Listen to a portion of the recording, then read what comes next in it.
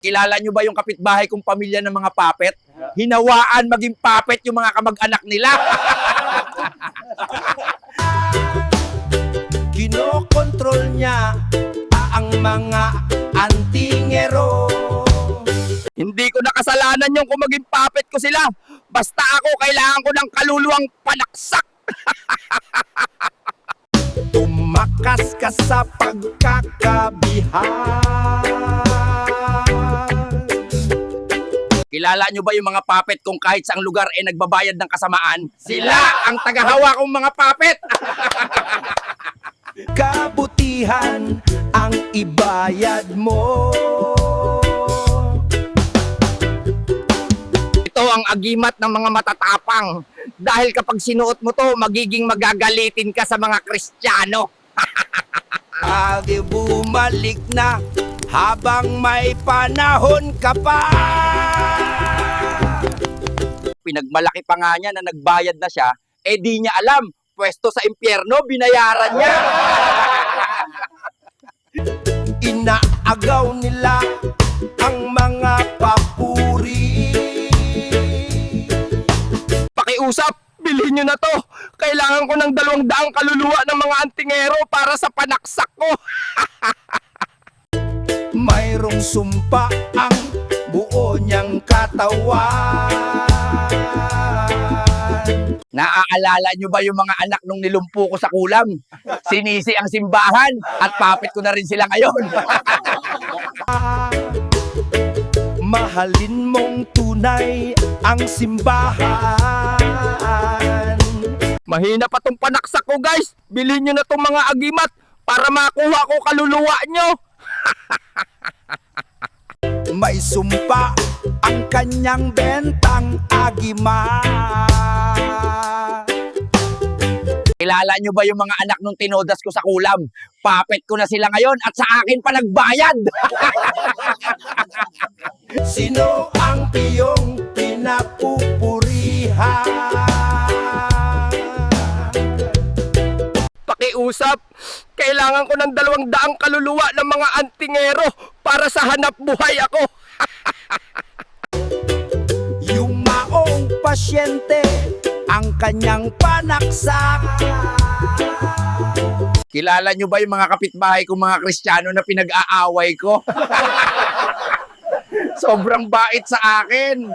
Ingatan mo ang iyong sarili. Naghahanap buhay lang namin ako ah.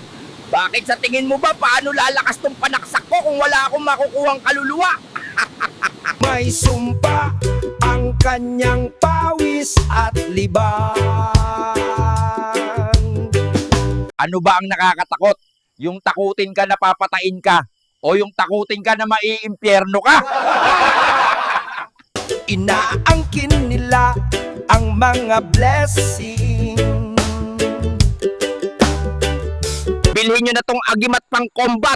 Inilalaban ng mga demonyong kapre ang nagsurot nito sa mga Kristiyano.